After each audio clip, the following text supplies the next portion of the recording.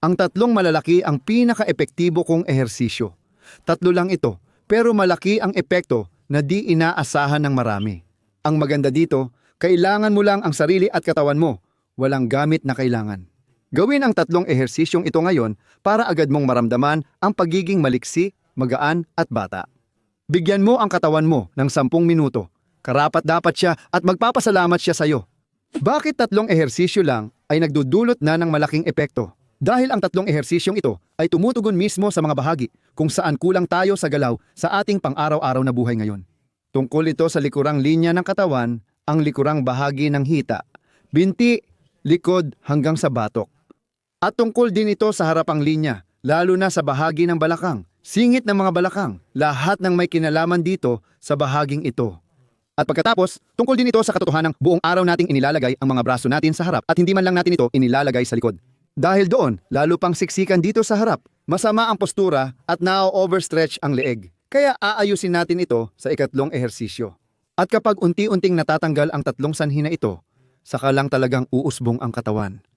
Para sa unang ehersisyo, hanap ka ng pwesto sa pader, inadu, mas maganda doon tayo. Tumayo ka sa harap ng pader na ang mga paa ay kasing lapad ng balikat at medyo malayo sa pader. Subukan mong abutin kung kaya mong mahipo ng tiyan mo ang pader. Tama! Ganyan ang tamang layo. Itaas mo pa ng kaunti ang mga kamay mo. Ituwid mo muna ang balakang mo. Ano ang ibig sabihin nun? Ipapakita ko ito sa gilid. Hindi tuwid ang balakang, parang may puwit ng pato o nakaarko ang likod. At kapag inusog mo ang balakang mo paabante at inikot ng ganito, kumbaga itinaas mo ang singit mo paunahan at pataas, magiging tuwid ito at mawawala ang pagkaarko ng likod mo. At ito ang posisyon na pinakaangkop. Subukan mong pumasok hanggat maaari sa posisyong ito. Pagkatapos, sisimulan na ang pagunat. Ang pagunat ay ginagawa sa pamamagitan ng pagtulak ng balakang pasulong hanggang umabot ito sa pader at tiyan mo. Dumikit ang ibaba ng tiyan mo sa pader. Doon, mararamdaman mo ang konting pagunat. At ngayon, idagdag mo pa ang mga kamay mo, ang mga braso, at itulak mo pa lalo ang sarili mo sa pag-unat. Pwede mo ring isama at ihulog pa atras ang ulo kung gusto mo. Depende rin kung gaano ka komportable ka. Kung hindi ka sanay, pwedeng mahirapan ka. Mag-practice muna ng walang ulo, saka mo na lang isama sa susunod. Unti-unti mo pang iunat, ligtas ka. Dapat nakadikit ang tiyan sa pader. Pwede mong itulak ang sarili palayo sa pader gamit ang braso mo. Dahan-dahan, milimeter kada milimeter. Mararamdaman mo ang pag-unat sa harap ng singit. Maaaring sa tiyan at sa likod din. Kung nararamdaman mo ito sa likod mo, huwag kang magulat dahil tama lang yan. Iyan ang patunay na nagtatrabaho ka sa mga estrukturang may kinalaman sa pananakit ng likod. Base sa aming karanasan, patuloy ka lang sa pag-unat.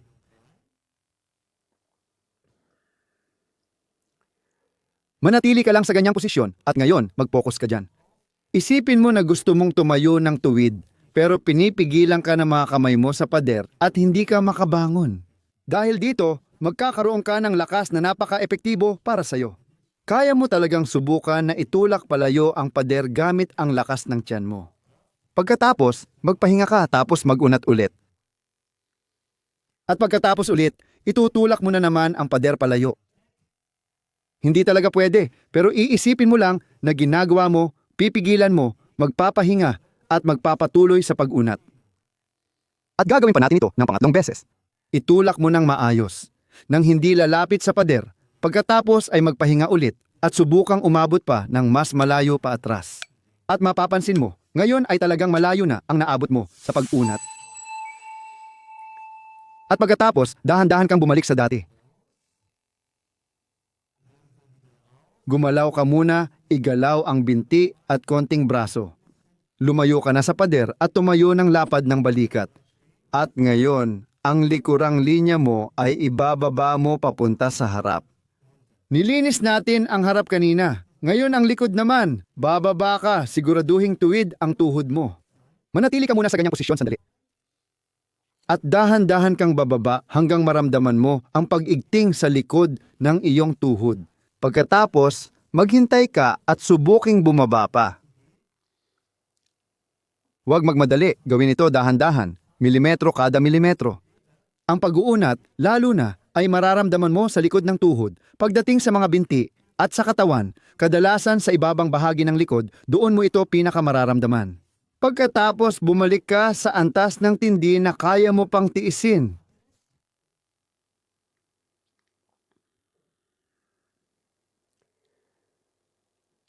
Dagdagan mo ito ng kaunti-kaunti bawat pagkakataon. At ngayon, magsisimula ka ng kumapit. Ngayon, ilagay ang mga kamay sa labas ng binti, likod, kumapit at hilahin ang likod pataas. Kaya yung parte na iniinat ngayon, yun ang gumagana ngayon at yan ang nagbibigay ng ganitong epekto. I-relax mo ulit at bumaba ka pa. Mapapansin mong mas nakaka-stretch ka pagkatapos mag-tense. Inuulit mo pa rin, gusto mong umangat pero pinipigilan mo ang sarili mo. I-relax ulit at magpatuloy sa pag-stretch. At hindi mo kailangang bumaba ng kasing lalim ng ipinapakita ni Ina. Gawin mo lang sa taas na kaya mo, tama na yon. Bawat sentimetro na naaabot mo, mas mararamdaman mo ang improvement. Ulitin mo at bumalik pataas. Huling beses na, mag-relax at ituloy ang pagunat. Tama, at bumalik ka ulit pataas. Ngayon, napaluwag na natin ang harap, napaluwag na rin ang likod, at ngayon, ang buong dibdib naman ang susunod.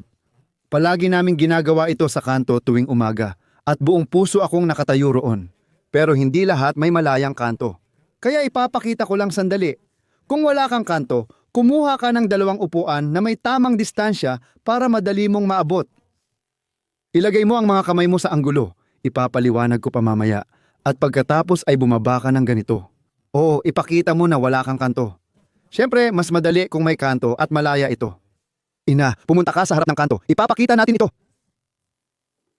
Tumayo ka sa harap at itaas ang mga braso mo ng pahalang. Pagkatapos, itaas mo pa ng 30 degrees mga 1 katlo na lang. Mula dyan hanggang doon ay 90 degrees, hatiin mo sa 3. Nasa ganito ka na ba? Pagkatapos, lumakad ng 1 hakbang papunta sa pader. Huwag agad yumuko pa abante. Lumakad ka muna pa abante hanggang sa maabot mo ang pader. Tigil. Pagkahawak sa pader, umatras pa ng kaunti gamit ang likod na paa. Umatras ka pa gamit ang likod mong paa. Sige, konti pa. Dapat mong maramdaman na nakasandal ka. Subukan muna ng kaunti hanggang makuha ang tamang pwesto. Dapat tuwid ang mga braso. Pagkatapos, itulak pa ang itaas ng dibdib papasok sa sulok. At doon mo mararamdaman ang pag-unat sa dibdib, sa balikat, sa harapan, sa biceps, siguro pati sa bandang siko, sa siko, at baka umabot pa hanggang sa mga daliri. Ipinapakita nito kung saan maikli ang mga iyon dahil kung saan mo nararamdaman ang paghila, doon natin gustong pahabain. Lagi kang pumasok ng kaunti pa. Huminga ka ng malalim papasok. Dapat tuwid na tuwid ang siko. Laging i-check tuwid ba talaga ang siko ko.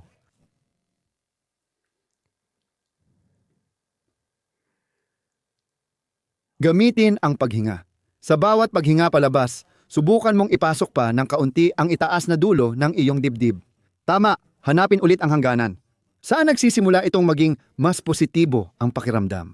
Saan naroon ang bahagyang hindi komportabling pakiramdam? Sobrang negatibo na kailangan kong labanan. Na kailangan kong mag-tense. Na kailangan kong labanan ito sa isip ko. Hindi natin gusto yon. Dapat ramdam ang sakit sa pag-unat, pero positibo pa rin ang pakiramdam. Mas gagaling ka dito habang paulit-ulit mo itong ginagawa. Huminga ng malalim, ilabas ang hangin at magpatuloy. Nararamdaman mo na ba ito ng malinaw? Hina, oo, ganon. At ngayon, magsisimula na rin tayo ng ating lakas na pagsasanay dito.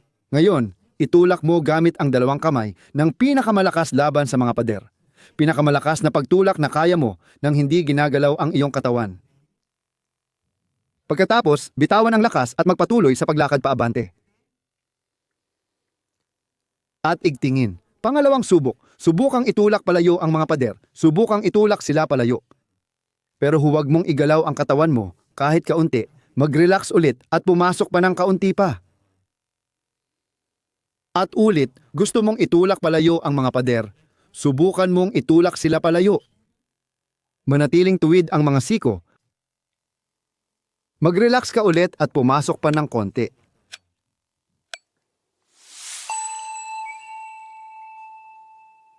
Sige, lumabas ka na ngayon.